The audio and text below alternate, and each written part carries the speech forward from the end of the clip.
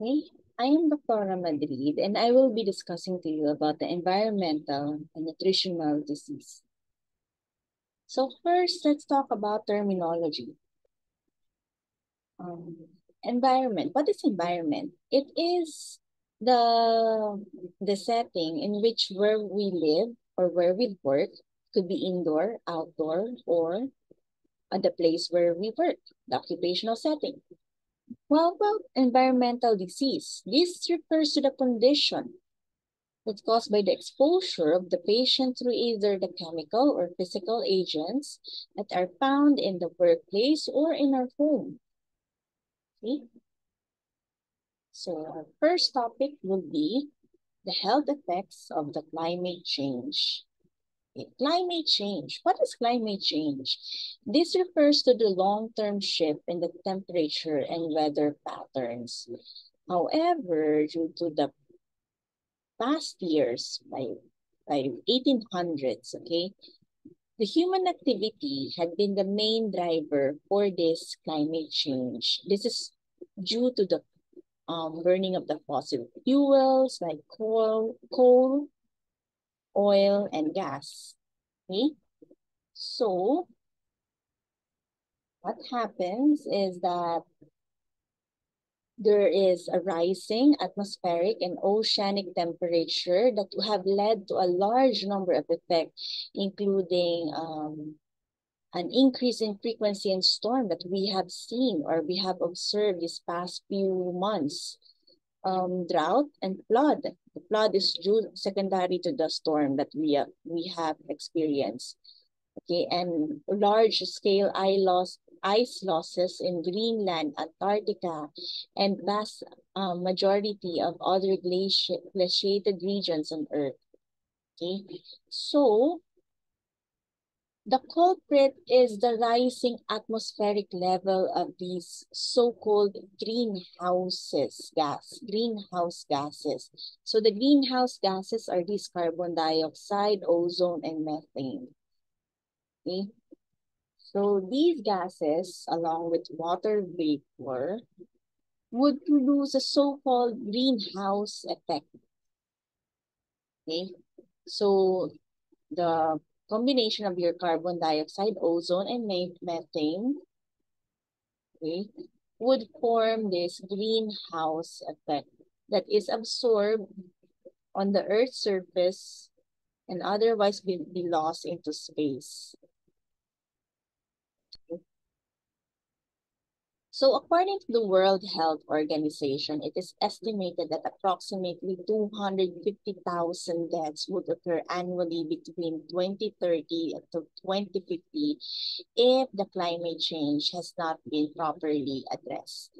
Okay, last year they held a summit, okay, and they invited an ambassador, a very famous ambassador, who talked to the United, who talked at the United Nations.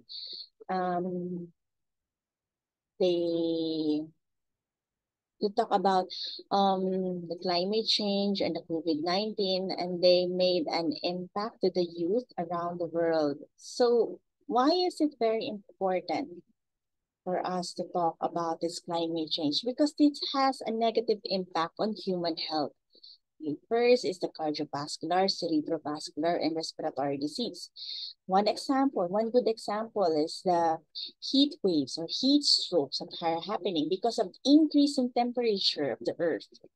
Okay, next is the gastroenteritis. Okay, this is secondary to the flood, okay, due to the foodborne and waterborne infectious diseases due to the contamination of your clean water, secondary to flood. Next is the vector-borne infectious diseases like your malaria and dengue. This is due to the changes in the temperature, so weather variations then.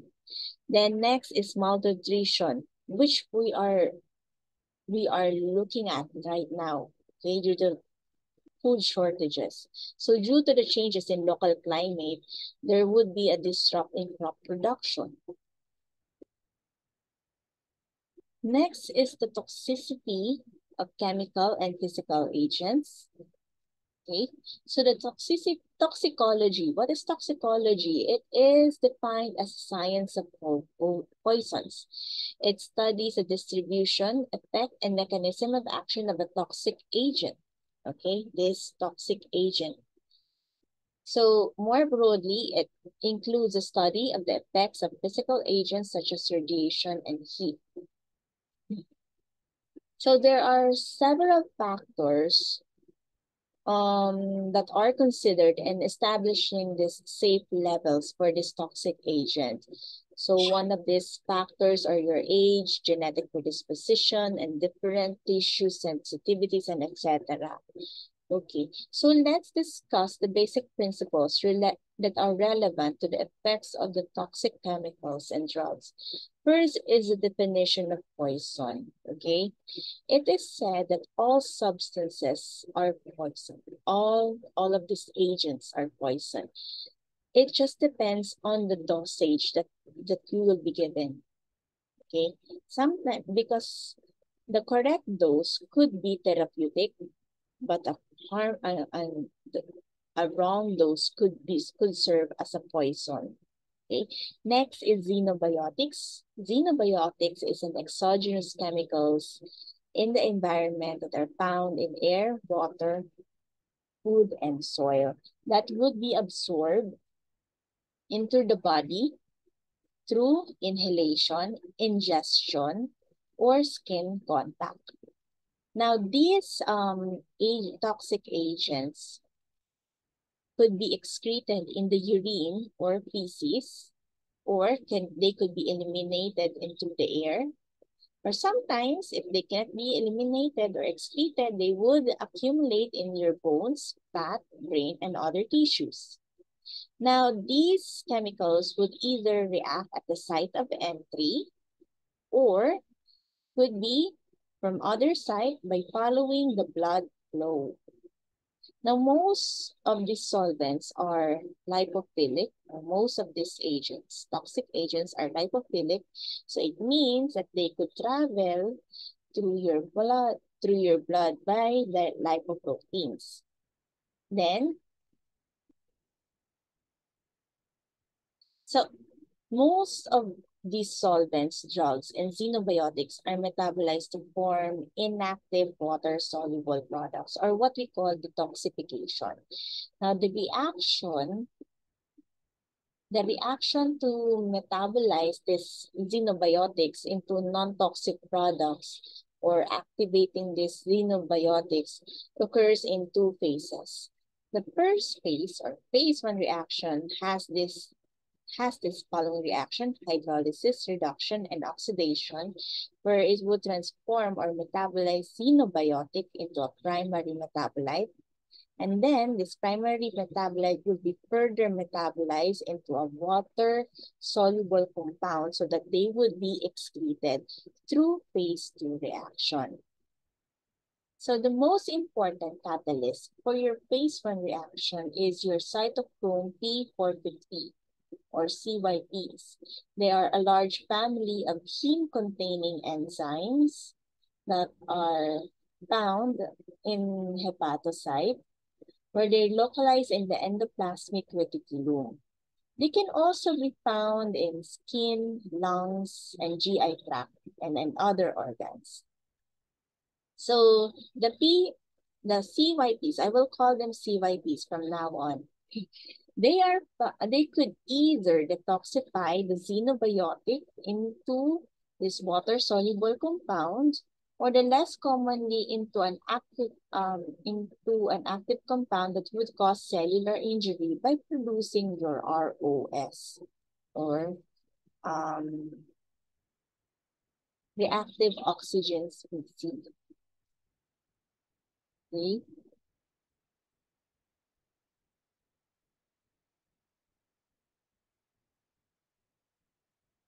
So next is environmental pollution, air pollution. Now, the air pollution has caused a significant morbidity and mortality, especially those who are at risk individuals, such as patients who have pulmonary or cardiac diseases. So let's talk about outdoor air pollution. Okay. Um, in the United States, they have this agency that that monitors this six pollutants: sulfur dioxide, carbon monoxide, ozone, nitrogen dioxide, lead, and other particulate matter. Collectively, these agents are well known as smog, smoke and fog. Okay, so that's in America. In Philippines, we have this agency called DENR EMB. Okay. This is not found in Philippines. This is just a trivia. Okay. So they are the one who monitors the air pollution levels in the Philippines. Okay. The smog content in the Philippines, the smog content is measured worldwide. Okay. So thankfully, Philippines is at top, I know, at the lower 50, and it said in that website, yung website where the smog or this particulate were top, said that the air in the Philippines is good. Okay. Now this statement, I got this from the article that was released this January and after New Year. So it's expectedly na high. There's a high increase in the air pollution level secondary to um, fireworks. Okay, so at that time, at January, there's an increase in air pollution level at Marikina and Manila. Okay, so first, so yung mga pollutants, let's talk about one of the pollutants, the ozone. The ozone or O3 is produced by interaction of your ultraviolet radiation and oxygen in the stratosphere area. And then they are naturally accumulate in this area called ozone layer. So this ozone layer is found 10 to 30 miles above the Earth's surface. And it says that this layer protects the Earth from the harmful ultraviolet radiation that are produced by the sun. So, as early as 1985, it has been found at the area above Antarctica that there is a thinning of the ozone layer. And this is due to the widespread use at that time by chlorofluorocarbon, okay, that is found in air conditioners, refrigerators, and other aerosol propellants. So, as early as 1987, they made this Montreal Protocol where all of the country agreed to to have a complete phase out of the chlorofluorocarbon use. So that by 2040, um, so that it will help for the ozone layer to recover. So it is said that from 1987, after 30 years, there has been a reduced size of the hole over Antarctica. So in contrast to the good ozone layer that I said to be protective, okay, there is this what we call the ground level ozone. And this ground level ozone is one of the most pernicious air pollutants. Why? The gas that are formed by the reaction of the nitrogen oxide and volatile organ compounds in the presence of sunlight, okay, these chemicals are released by your, I did not write it in, sorry, your industrial factory and motor vehicle exhaust. So it is this ozone toxicity is mediated by the production of free radicals that is very harmful to the respiratory tract because it's injure your epithelial cells along the respiratory tract and your type 1 cells would release these inflammatory mediators. Hence, causing the patient to have an upper respiratory tract inflammation and mild symptoms such as chest discomfort. Okay. But this reaction is not that harmful to healthy individuals. But it would be dangerous for patients who are asthmatic or have respiratory um, disorders. Okay. Another trivia. Okay, this is the picture of the ozone layer, the one in blue.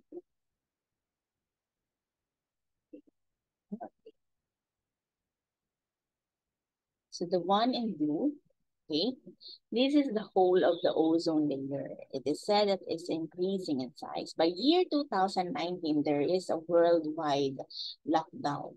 So the ozone layer diminished in size. However, by year 2020 and 2021, this hole started to get bigger because um, we're starting to go out. Started to go out, okay? So yeah, trivia. So another another harmful um pollutant is what we call this witch's brew. Okay, this ozone would combine with other agents like your sulfur dioxide to create this so-called vicious brew. So what is sulfur dioxide? This is produced by your power plant that burns coal and oil from copper smelting and as a byproduct of paper mills. Okay, so when it is released into air, they would be converted into sulfuric acid, the sulfur dioxide, or sulfuric trioxide. So this sulfuric acid is very harmful to the patient because it would cause a burning sensation in your nose and throat, causing the patient to have difficulty in breathing. And especially to patients with asthma, they would have asthma attacks. Another particulate matter, or also known as soot, okay, this is related, this is causing morbidity and mortality that is related to pulmonary inflammation and secondary to cardiovascular effects. Okay. So the particulates are emitted by coal and oil-fired power plants by industrial processes, burning these fuels and by diesel exhaust. So the magic number in here is 10. Okay. Particles that are greater than this size is has a lesser consequence because they will be trapped in the mucociliary epithelium of your airways, where the patient would either cough it out or sneeze it out. Okay, so they would just release it. However, if the size is lesser than this one, lesser, okay, these particles would go to your alveoli, where they will be ingested by your macrophages and your phagocytosed by your macrophage and neutrophils, and thus emitting an inflammatory response. Next is CO. CO, or carbon monoxide.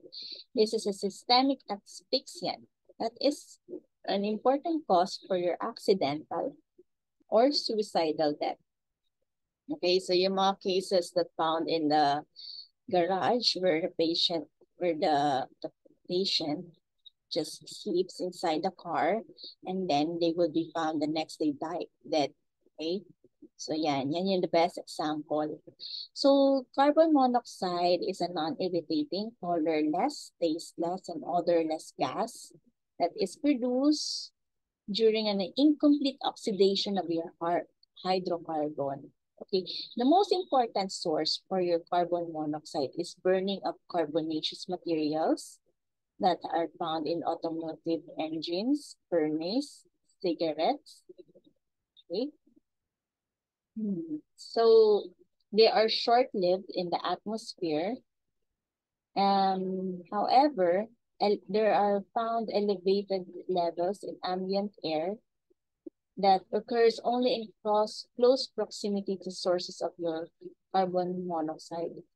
The chronic poisoning may occur in individuals working in environment na closed yung area, like tunnel, underground garage, and toll booth. Okay? So, in small closed area like your garage, an average running car can produce a sufficient carbon monoxide to induce coma or death within 5 minutes. Okay? No.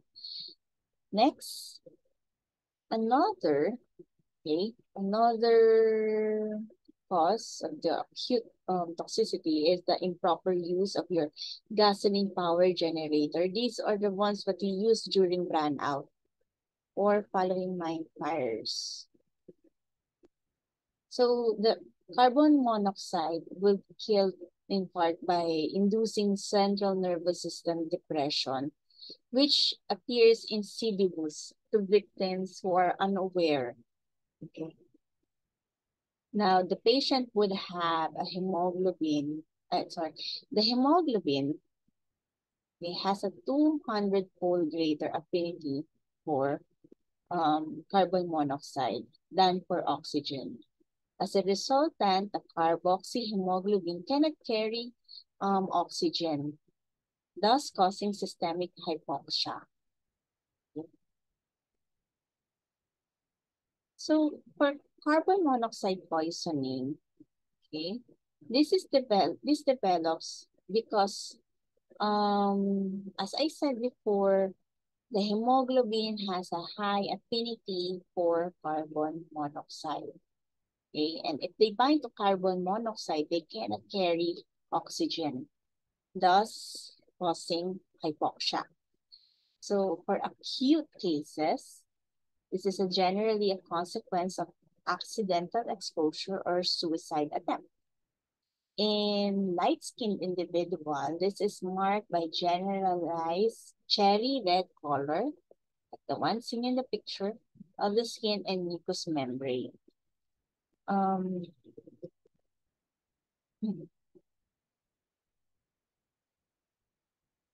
The brain could be slightly edematous with punctate hemorrhages and hypoxia-induced neuronal changes. For chronic exposures naman, okay, even with low level, due to the persistent exposure of your carbon monoxide, they may rise to life-threatening levels in the blood. They would slowly develop hypoxia. So there is widespread ischemic changes in your CNS, especially in the basal ganglia and the lenticular nuclei. However, if there is an cessation to the exposure of carbon monoxide, the patient would usually recover, but there would be permanent neurologic sequelae like impairment of memory, vision, hearing, and speech. The diagnosis can be is made due to measuring of your carboxyhemoglobin levels in the blood. Next, indoor air pollution. Okay, this happens inside our homes. These are the pollutants. The most common pollutant inside the home is tobacco smoke, that I will discuss later. But the other offenders would be carbon monoxide, nitrogen dioxide, and asbestos. Okay. Other volatile substance containing polycyclic aromatic hydrocarbons that are generated by cooking oils and coal burning are also important indoor air pollutants. Okay. So let's talk about smoke from burning organic materials that contains various oxides of nitrogen and carbon particulate. It is an irritant that would predispose expose person to lung infection and may contain carcinogenic polycyclic hydrocarbons. Next is bioaerosols. Okay, these range from microbiologic agent that is capable of causing infections such as Legionnaire's disease, viral pneumonia, and common cold.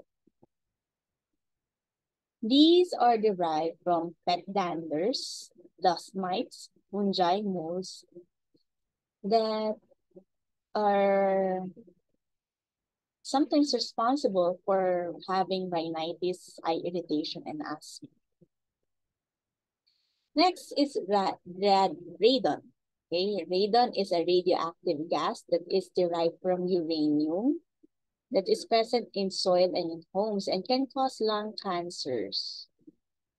Okay, but there is a low level of this radon in the house, so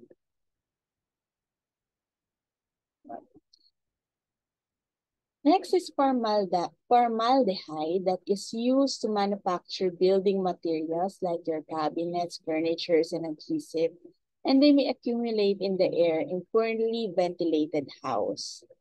At concentrations more than 1.1 ppm or higher causes breathing difficulties or burning sensation in the eyes and throat, and can also trigger asthma attack. Another is a sick building syndrome that remains an elusive problem because this is due to the exposure of one more indoor pollutants, possibly due to poor ventilation.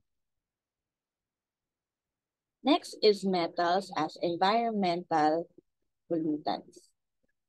Okay, let's talk about lead. Okay, lead is readily absorbed materials that binds to sulfur hydryl groups in proteins and interferes with calcium metabolism that would lead to hematologic, skeletal, neurologic, gastrointestinal, and renal toxicity. Okay. The exposure can occur through air, food, or water.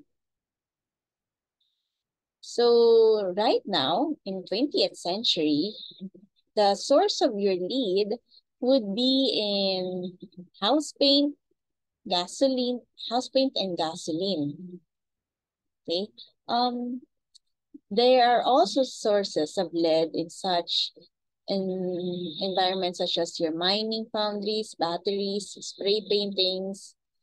Okay. And you can also find lead in old house, yung sa mga lead paint.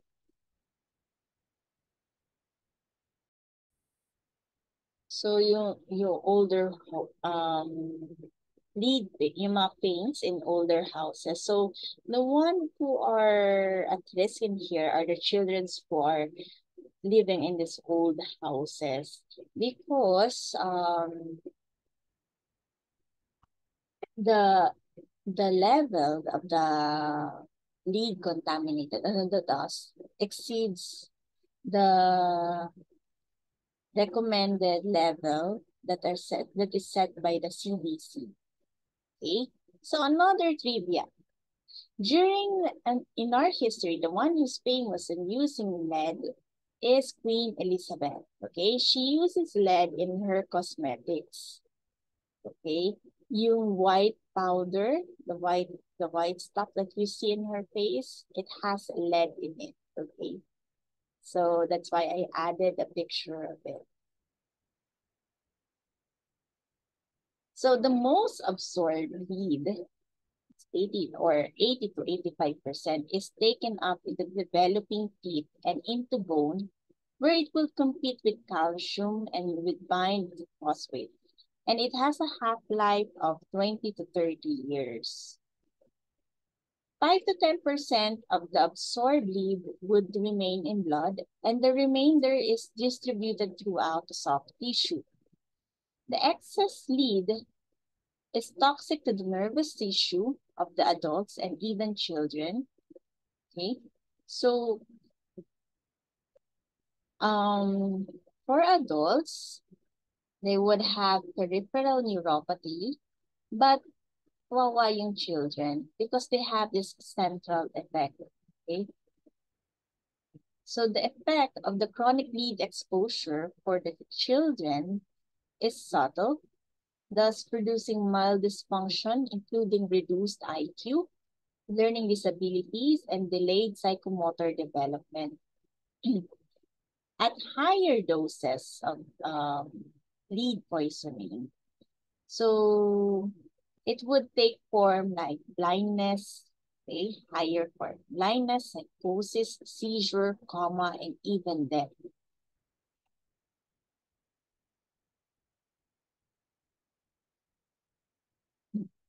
So the effect in both adults and children is irreversible.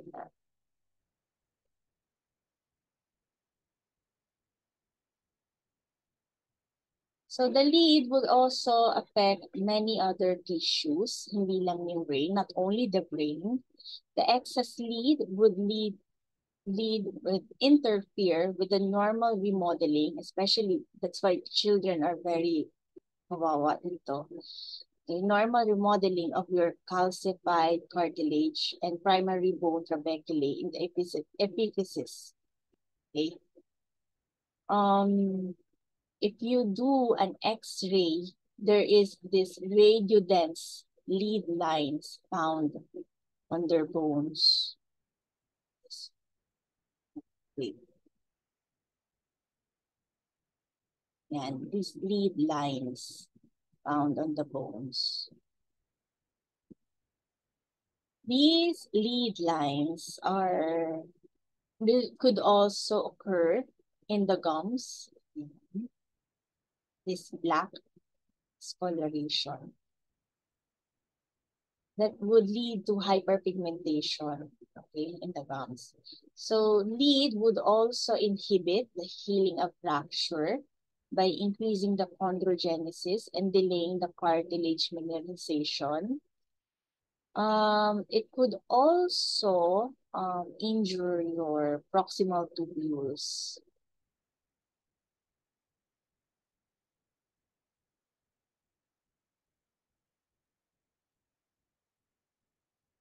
So lead has a high affinity to sulfur hydryl groups and would interfere with two enzymes involving heme synthesis, the delta aminolevulinic acid dehydratase and peroxylatase. So iron incorporation into heme is impaired. Thus, you will have small red small red cells, okay,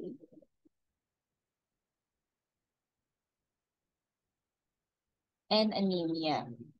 So this would also inhibit your sodium potassium dependent adenosine triphosphate in cell membrane that would increase the fragility of your red cell, causing mild hemolysis.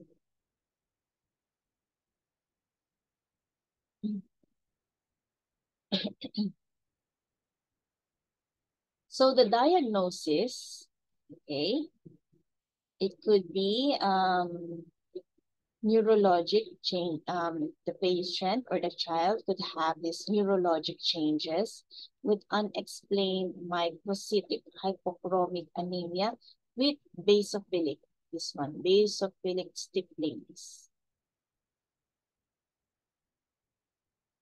So another diagnostic is the elevated blood lead and red cell free protoporphyrin levels that is greater than 50 microgram per deciliter, or zinc protoporphyrin levels for diagnosis.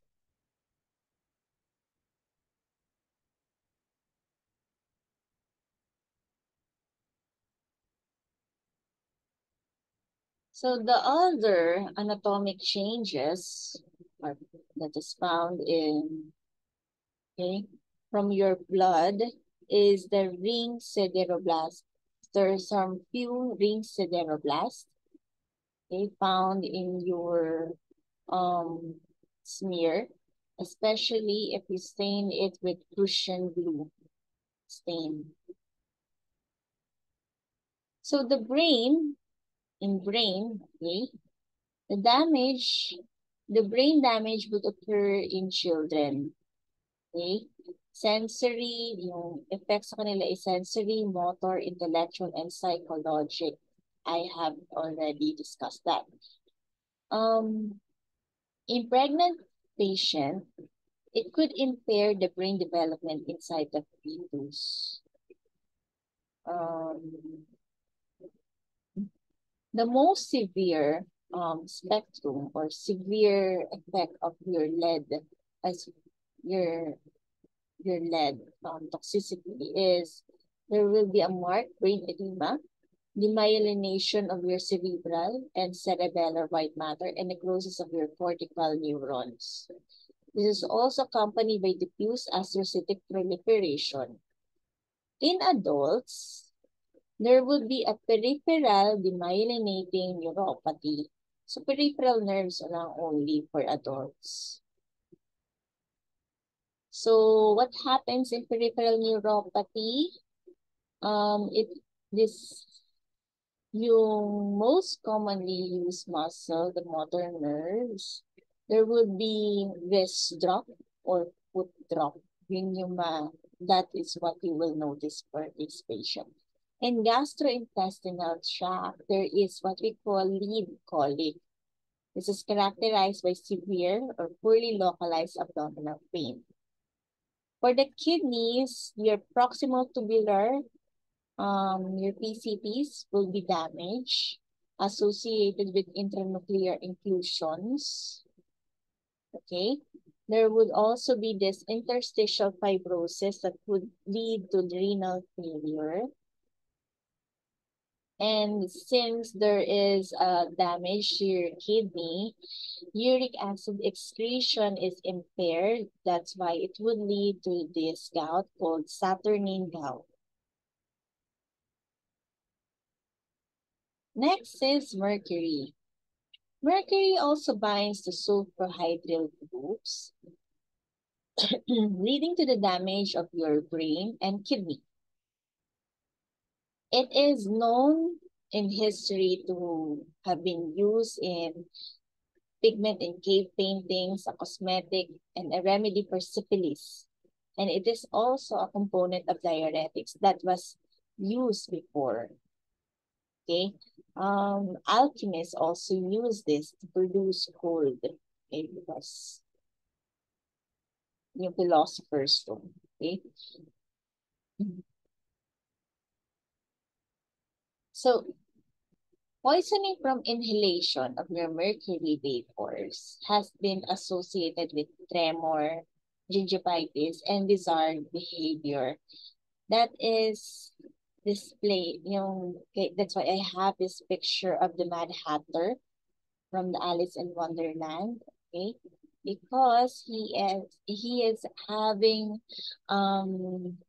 mercury toxicity. That's why he's behaving like that. So there are three forms of mercury.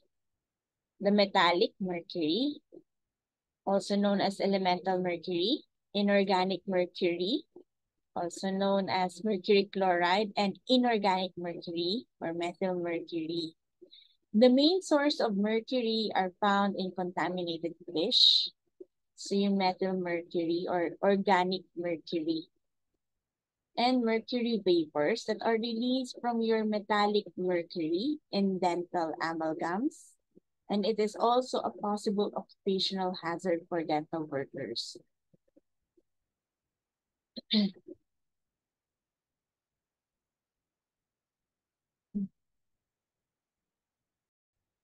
So I talk about the three forms of mercury. The inorganic mercury is converted to organic compounds such as methyl mercury by the bacteria.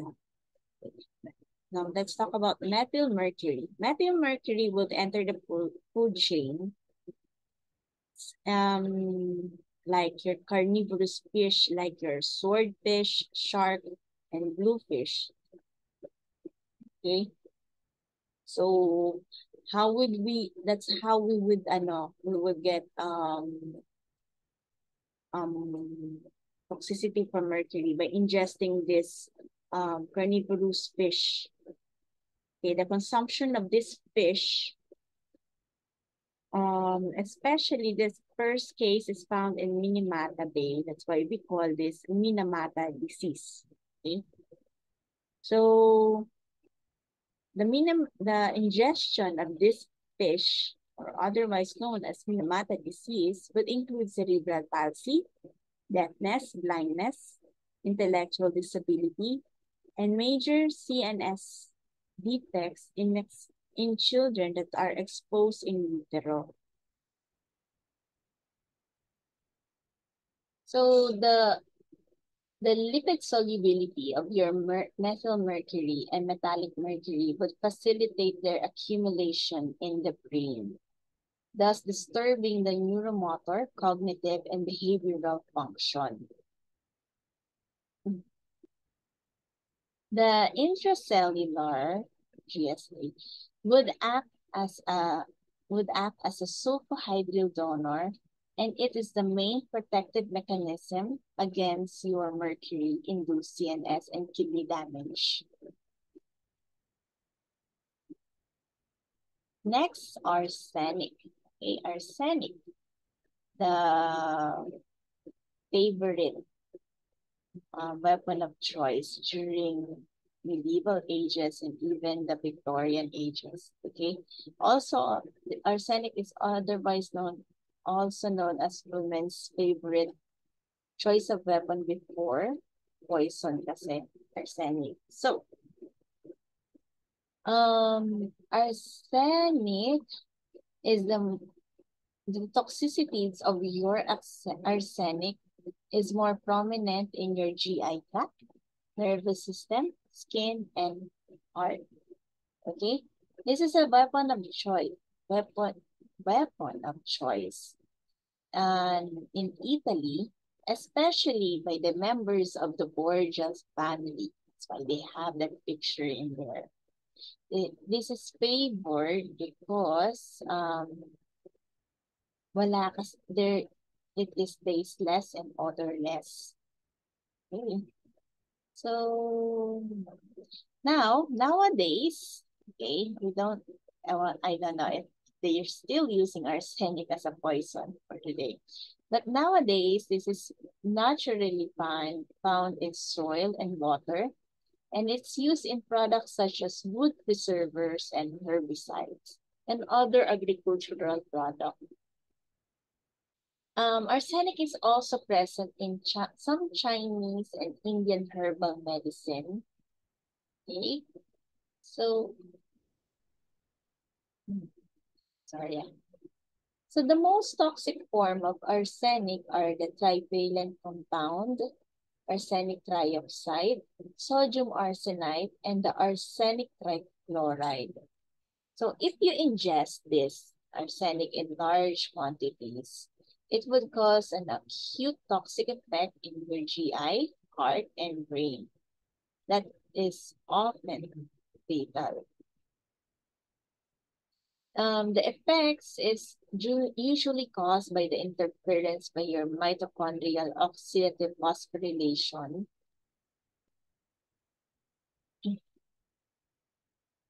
Wait lang ah.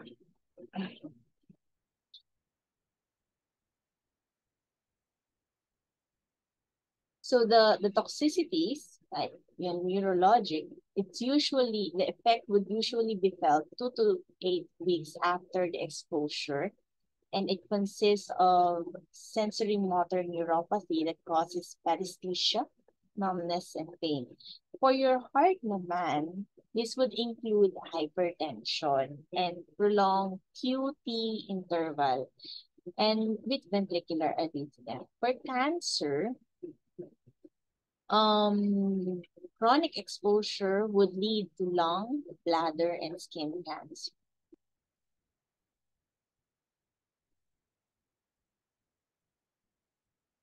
Next, cadmium. Cadmium is toxic to kidneys and lungs. The mechanism is unknown. You usually find cadmium in mining, electroplating, and production of nickel cadmium batteries. How do the patient get cadmium toxicity? Through food, okay, ingestion of contaminated food. So the toxic effects requires the uptake into the cells by the transporters such as ZIP8, which is normally a transporter for your zinc. Toxic effects of your cadmium is in the form of obstructive lung disease caused by necrosis of your alveolar epithelial cells and renal tubular damage that would progress to end-stage renal disease. Okay. Um, Cadmium is not directly genotoxic and most likely produces DNA damage through the generation of your ROS. Next, occupational health risk and industrial and agricultural exposures. Okay. So there are 10 million occupational injuries that occurs annually, and they range from these industrial exposures to toxic agents are varied, and they could range from irritation of the respiratory airways to lung cancers. Okay, so what are these environmental environmental toxic agents? First, let's discuss the organic solvent that is widely used in widely used. They're such as your chloroform and carbon tetrachloride. They are found in degreasing and dry cleaning agents and paint removers. So acute toxicity exposure to these agents would cause dizziness and confusion and CNS depression and even coma. The lower levels of this toxicity could cause liver and kidney toxicity. Another occupational exposure to benzene and 1,3-butadiene increases the risk of the patient for exposed to leukemia. So the benzene is oxidized on epoxide to hepatic CYP2E1. This is a component of your P450. But remember, I talked this before on xenobiotics. Okay. So the metabolites, the end product of these metabolites would cause would disrupt the different cells differentiation in your bone marrow that would lead to bone marrow aplasia. Next is the polycyclic hydrocarbons that are released during the combustion of coal and gas, particularly at the high temperature and used in steel foundries. Okay? These are the most potent carcinogens. For example, yung mga lung and bladder cancers. Next is organochlorine. Okay? They are synthetic products that resist the degradation and there are lipophilics. They are used as pesticides. And the best example for this is your DDTs, polychlorinated biphenyl or PCBs, and your dioxin. So so what happens is that it causes neurologic toxicity to humans. They could also have this anti-estrogenic or anti-androgenic activities, but that is only found in experimental animals pa lang. So it's not yet proven to humans. So don't try. Next is non-pesticide organochlorines. That includes PCBs and dioxins. Okay. PCBD. These would cause skin disorders such as folliculitis, yung mga acne, pimples, okay? And acneiform dermatosis, also known as chloroacne, okay? So what's different is that this acne, okay, would have the cyst formation and hyperpigmentation and hyperkeratosis that is found in the face and behind the ears. Another toxicity for this one is your abnormalities in your liver and your CNS.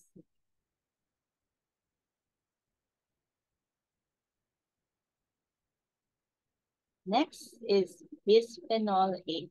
Bisphenol A, okay? For new mothers or have a newborn babies, okay? Ito yung most common na yung mga bottles na BPA-free. Yan. Okay? So this is used in polycarbonate food and water containers and epoxy resin that would line all of the food bottles and cans. Okay? So what happens if you're exposed to BPA, it would have